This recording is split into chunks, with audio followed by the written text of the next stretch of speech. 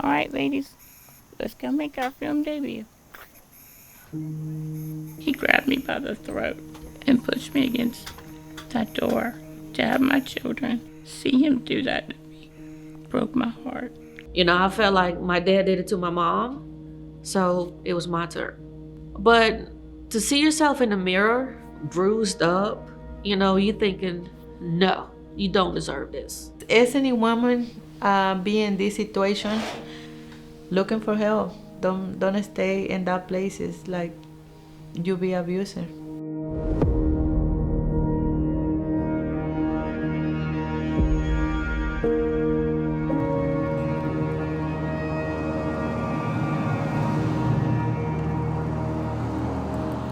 Instead of getting hamburgers, we cooked tostadas.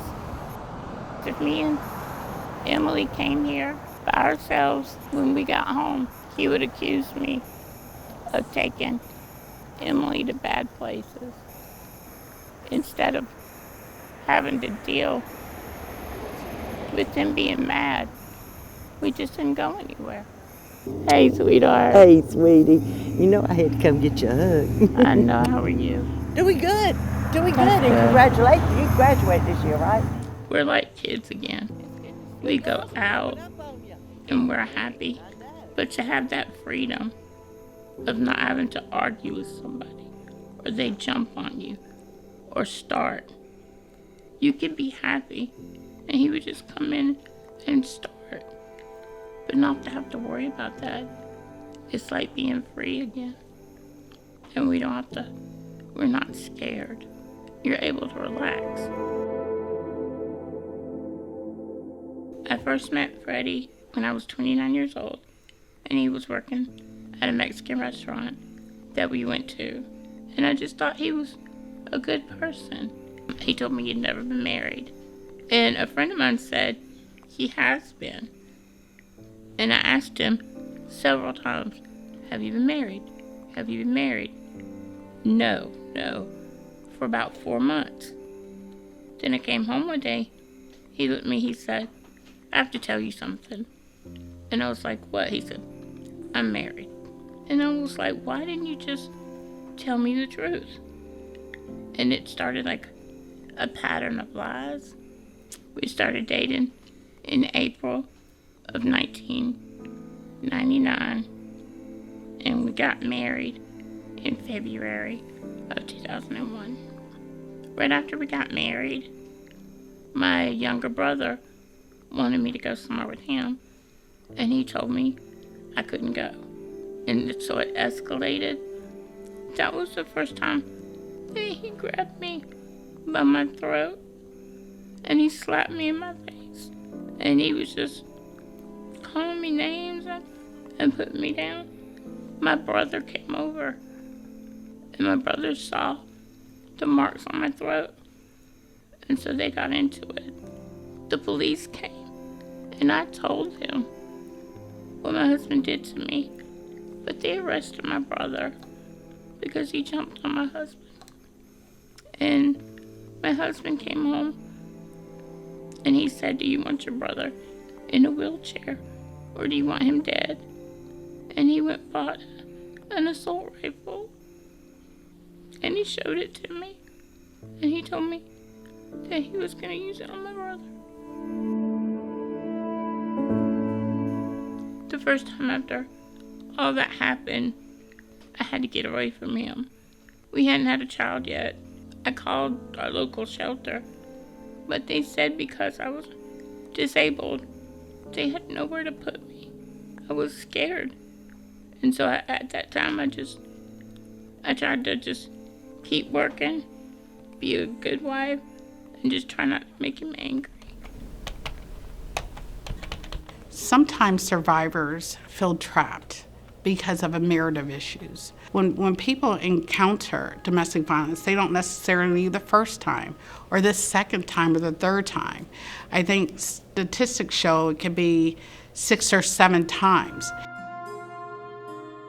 It was maybe 3 or 4 years after that, we had our first daughter, and he was really happy.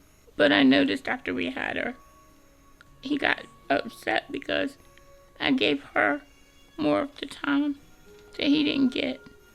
As my daughters got older, he would yell, come do this, and if she didn't come fast enough, whatever was around, doesn't matter if it was a stick, a pole, he'd grab it and hit her on the legs with it. And I would tell him, stop hitting her, stop. And he was like, if I don't get them straight, Amy, they're going to be on drugs. They're going to be pregnant. And I was like, but you're hitting them. But see, I grew up where my father hit me. So it just, when he did it, it made me shut down. I remembered how I was hit. And so it just, I couldn't handle it. I tried to think, okay, he's just disciplining the kids. But it wasn't discipline. And whenever I wore shorts, like, you can see some of the bruises I did leave on me, and I've had to lie to my friends and stuff about how that I got the bruises from. I would say that I got them from tripping, falling, going to the park, doing something with my sister and stuff. I think I was about 7 when I remember, like, the first time my father abused me, at least the most prevalent one in my mind. I was in the shower, and my sister had the TV on, and it was kind of loud. He was outside, and like, couldn't really hear him knocking. So then once I had gotten out of the shower, he had hit me because I didn't open the door. I didn't hear him though. Like, we would always be punished for things that we didn't understand or that weren't our fault. The physical abuse wasn't as much as the mental and verbal abuse, but I would say it is a good bit because that's what he would resort to all the time. At first he called me Mirena, and that meant beautiful. But then it was a stupid bee. I didn't have any common sense. I didn't know how to cook. I didn't know how to clean. I'm disabled. I can vacuum. I can take care of kids. But he always made me feel like it wasn't good enough. It wasn't the right way. And it took everything that I used to enjoy doing, everything away from me, because he would say how bad it was, how I wasn't worth anything. And he even told my daughter. One time I heard him that she was never gonna be anything, and she wasn't worth anything. And when I heard him say that to her, a child and his daughter, it was awful. She was like in 4th or 5th grade, and he told her that. And I told her, Kaylee, one day you're gonna look him in the face, and you're gonna be successful, and you can say, I did it without you. I know a lot of the time he would say, like, how that I wouldn't be anything, that I would just, like, lay in bed all day, I would never get up, I would never do anything. I would just always be in my bed, just do nothing, just be nothing, just be worthless all the time. And I'm sorry that I made him live in that for so long, and I didn't protect them. I love both of them girls. They're my life, and I'm sorry. And nothing I ever do is gonna take back the suffering they had to go through because I didn't protect them.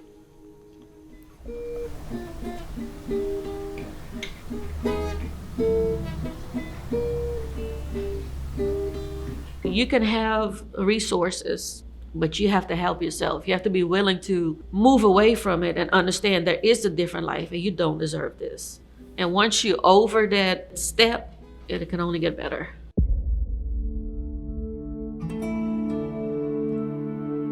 I was born in Aruba. So long story short, my dad wasn't the nicest to my mom, and my granddad sent us on a one-way ticket to Holland to be away from him. I was young when it happened, but I always heard people talking about how violent he was. My mom was in the hospital because of him. I was single for a very long time. I was working at an oil refinery, and I had my boys. I never thought about, remarry or anything like that. We met online. We were talking for like a long, long time. I was living in Aruba at that time. So he came to Aruba. and we met, and it was just great. When we were in Aruba, it started with me gaining weight. When we came back to North Carolina, it was his territory and things changed. He just became this person that we really didn't know. He had a bunch of DUIs, he couldn't get a good job, and I had to wait for my paperwork, but he wanted me to go out and get a job and bring him the money. Well, you can't work if you don't have your paperwork. So then it was, oh, I'm not gonna sign for your paperwork. I'm gonna call the police, have you deported whenever I feel like it. Well, go cook this. Do this now. You know, but it was a controlling thing. So it started like, oh, you're getting fat. That's how it started, the verbal abuse. At some point, violence. I can't explain how it feels, but to me, it was like disappointed. Like, I've been single for so long, and he was nice, and then why did you turn? So Darren was sitting on the couch, and Darren's watching TV, so he came home from work, and he turned the TV off. And Darren was 14. And Darren was like, well, why you turn TV off? Well, it's my TV. Darren said, no, my dad bought it. But your dad is not here, this and that, whatever. He pushed my son, and I was like, no, we're not doing this. He left Darren alone. So Darren went to the room, and then Darren got up, tried to get, some food out of the refrigerator. He closed the refrigerator. Oh, I bought this food. Darren said, no, my mom did. So he started pushing Darren around. And Darren wasn't scared of him. So Darren was like, I'm going to eat and I'm hungry. So Darren was making a sandwich, and then he took the sandwich, he tossed it across the room, and then he attacked me, So he grabbed me by my neck. I remember he pushed me against the door, and I told Darren, let's run to the bedroom. So me and Darren went to my room, and we locked the door, and he was banging on the door, and he kept saying, how does your mom, P-U-S-S-Y, taste? Are you doing it with your mom? Like, he was doing this stuff and banging on the door, so we were really scared. So meanwhile, we're hearing glass and, we're hearing stuff around the house. Like, we didn't know what was going on. So we stayed there. And in the morning, Darren said, Mom, I got to go to school. So we opened the door. We saw glass shattered and, TV was on the floor. The whole place was a mess. There was holes in the wall. So I was like, what are we going to do? So Darren stepped out. And then he told Darren, oh, you slept with my wife. He was saying all kind of nasty stuff to Darren. Darren's like, I didn't do that. So then he put his pants down and he told my son to suck his thing, call him the N-word. And Darren said, don't do that. So he grabbed Darren, tried to choke him. Then he choked me. And then he started hitting me. The whole thing was a mess. By that time, my neighbor across the street, Miss Gail, she called 911. And the police came. So when the police came, he said that me and my son did all that stuff.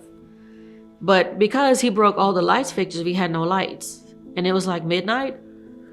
And the officer had a flashlight, and he went like that. And then he saw, I was all bruised and red. And then he said, he did that to you? I didn't want to say nothing. And then Darren said, yes, he did it. And then he said, well, what did he do? And then Darren told him everything, what happened through that whole week. But I tried to take him back after because he changed.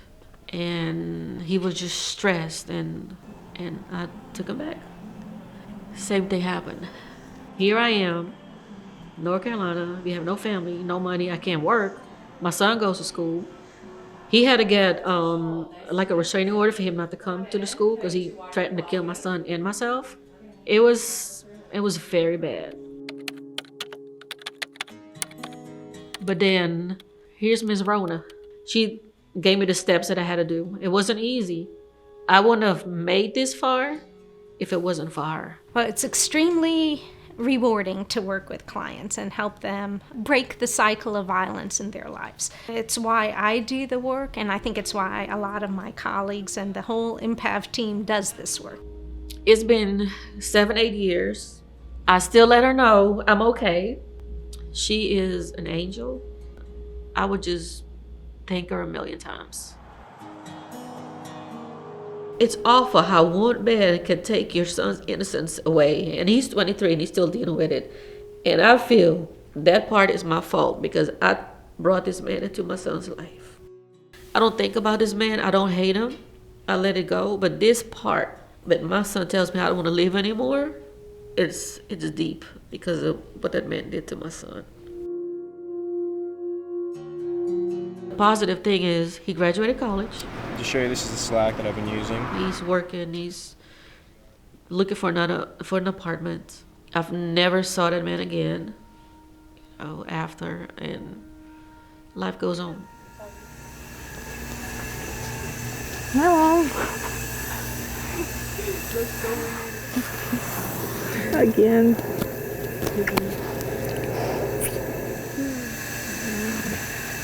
I'm already tired. What time does it start? It's supposed to be at 8, but I have to get there at 6:15 because they have to line us all up. I get to wear my honor cord. Guess what I made on my test? I took it yesterday. Guess what I made? Just guess. A 99.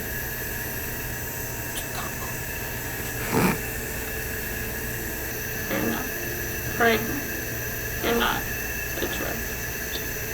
You're not anything. You're fine. Thank you. Look at you. Thank you. Because I called you. I never gave up on you. I know. Do not cry. Bye. Be safe. Love you. Drive safe. I will. I knew me and my mom always talked about it. Me and my sister, we always didn't want to talk about that type of stuff because we always want to be like children. We didn't always want to get serious and stuff. We always wanted to have like a good playful mind sometimes. But with me and my mom, we always talked about it.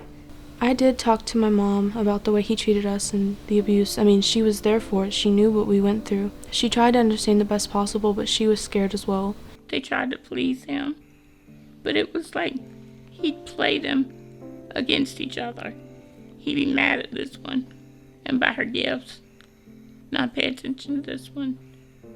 But they knew they couldn't take it anymore. He would gaslight us about lots of things, even about our own mother, talk bad about her, talk bad about us to our faces, and then behind our backs to our mother. It just hurt a lot to know that someone who was supposed to love you and take care of you really felt that way about you. It felt like you were being betrayed by something that was supposed to be a safe space for you. It was actually 2 instances in where I said I can't take it anymore. He had that assault rifle laying out. I told him the kids could have picked it up or anything. And he got smart with me. And I told him, Freddie, you need to go. But he said, before I leave, I prefer to take you. And so he picked it up off the bed and he pointed it at my head. And then he reached down on the bed and he grabbed a pillow. And he told me, hold it to my forehead. And I did it. I was so broken. When I knew I had to file the ex parte, I called one more time to the women's shelter. She said, call legal aid. Maybe they can help you. I called them and I prayed that I would get help somewhere. I got a really good attorney. She was knowledgeable. She also was compassionate, but she gave it to me straight. And we know the important role that we play because studies show that legal intervention is the most important factor of breaking the cycle of violence. I went and filed the ex parte. That is just a very temporary order. It allows that the abuser is served, and it will give you protection during that period of time. So you'll get some level of protection, and you will come to court. It's usually set within 10 days, and then you'll have a hearing, and the other side will have an opportunity to defend themselves. I should have done it a long time ago, but I was alone. Everything was taken away from me. My joy, my laughter, my independence. He took it all. Y'all want to walk Zoe? Or are we going to give her a free ride? The 8 months has been great since he's been gone. We're not as paranoid. When we went out, we did little things that people do every day. But for us, We didn't used to do it. Just the freedom of being able to go out the door and not have to have someone cussing at you, calling you names. It just feels so free. Close your eyes. It's weird having you look. Yeah, but I gotta get dressed. We have 30 more minutes. Once he left, at first, like, it was very, very scary. The fact of him coming back into our lives. See? We've got 9 minutes. We have time. But we've been a lot happier. Dang, lips dry as fuck. I wrote my dad a letter about how saying that I felt towards him, how I felt that what he did to me in the first place, about everything. I don't want to be a part of my life anymore.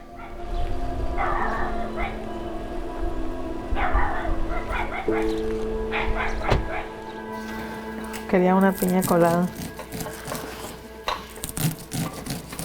I got this receipt for corn pie when I live in Chicago. I love it. ¿Te vas a recoger a Jason al rato? Cooking is my hobby. When I cook, I call it my kids. We got a good time, and I feel like it's a family time when we cook. I'm coming from Mexico when I was younger. My dad decided to move in over here, so he brought me and my brother when I was 12. I got a lot of dreams to be a teacher, and I stopped to go to school. For some reason, I started to be a mother first. I got a relationship and then had 3 kids with that person, and he be mean with me all the time. I got domestic violence with him. I had to leave him and live it with my kids by myself. After my first relationship, I met him after 7 years. He seems really nice person, and he's not been in the church most of the time, and he said, I want to be married you. After we get married, he started to be an abuser. I'm being in the same situation again. And I was like, why? I asked him many questions to myself. Why I had to meet someone again like that? He don't want to work. And he all the time tried to abuse in my mind, saying, you illegal. He started to be mean with the kids. He overreacted for everything. And when I told him, when you gonna get a job, he was mad at me. Well, honestly, I suffered sexual abuse. Even he tried to make me feel really terrible when he abused me in that time. After that, he just pushed me to say mean things, really mean things. It was really different situation because my ex-husband touched my kids. It only was me. I feel like I can get over, but he touched a part of my life. He's a good boy. He's a good boy. My ex-boyfriend, he gave me my daughter for her birthday a dog. He's a good boy. No, My husband got me Bentley, and so we got 2 dogs in that time, and he started to get mad at me because he said, I don't want he bring dogs at home. He not living in here. I say, I don't have nothing to do in this, my kids' dad. So he started to get mad, and when he told me in the morning, so go to work, don't worry about it, I take care of the kids. So when he wake up, literally after I leave, he started to yell at my kids. And my oldest daughter told me he pushed her to the room and say, where is the other dog? And my daughter tried to protect the dog, and he started to throw the whole stuff at home and push her to the room, take the dog and killing in front of the kids and say, I'm gonna kill the dog because I don't want nobody brought nothing over here, only me. Animal cruelty is a common type of abuse and a way to sort of maintain power and control by abusers. He started to push the kids and grab my daughter to the arms, and my neighbors calling the cops. So when the police came in from work, I was in shock. I see my whole house, everything broke. I thought he killed my kids, honestly. I don't want to remember that. And when I go in, he start crying and say he gonna dead. And he say, I'm sorry, stuff like that. He say he got a mental problem, but I don't believe in that. I think he planning that. Dog was part of my life too. And when he killing, that's destroyed me inside. I tried to put the kids in therapy. Me and Dan, we take a therapy for 2 years because we still don't get over that situation. After that happened, he went to jail and he tried to kill himself, and he started to looking for more problems with me. The kids were obviously severely traumatized, as was Araceli, by that incident. But that was not the breaking point for her. It was further incidents at a later time that caused her to seek our assistance. She helped me a lot. We worked together for 4 years, I think. I'm being depressed, honestly. And they saw me better because I'm the one being strong at home all the time, try to motivate my kids to go to school. And when that happened, I wasn't do that. I was at home drinking coffee, go to sleep all the time. I think I'm gonna be in therapy my whole life. I still don't trust nobody. I feel like when someone be close to me, they're gonna find a way to do something. I'm happy now, and my kids happy. They continue to go to school. When I find that she's gonna go to the Chapel Hill College, I'll be proud to tell everybody. I feel like she's really strong and smart. She deserves it, everything. I feel really, really happy she made that. So I feel like when he be away from us, we got a better life. We cook together. We love have moments like that. When I cook and make those pies, it made me feel like it's like my own therapy. Made me feel like my mind free. It's something I really like it.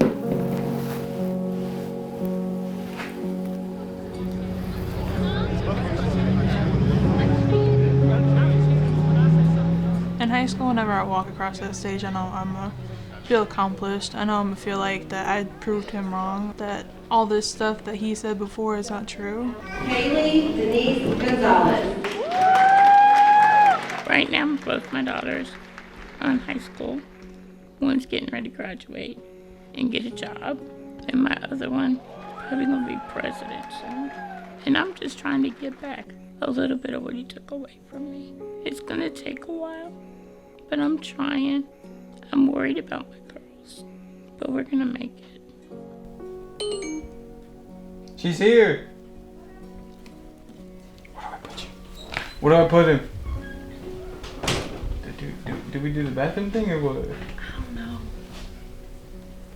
Hurry up. I'm going. Oh boy. Why is it so dark? Why is it so dark? Good call. Good call. Good call. Come out. Good call. You can come out, Hannah. Good call. Good call. I knew it! I told you I knew it! I told you I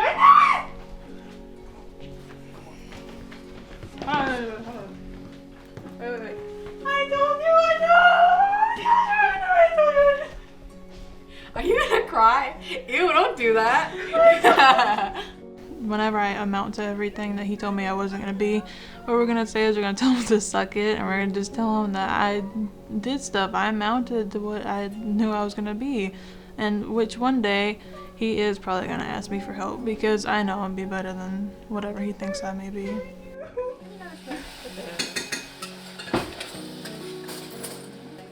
I would tell anybody, don't give up. It's gonna be long and you're gonna be scared, but you've got to follow through. You know, it's probably scary and it feels like a whirlwind of mess going around you, but just to focus on yourself and keep your head on straight, and that eventually it'll work itself out, and it might feel like forever, but it's not.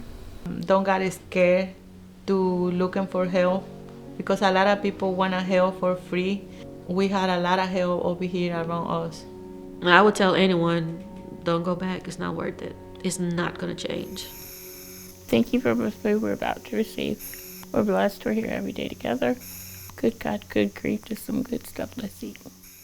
I want people to know if I can do it, they can do it.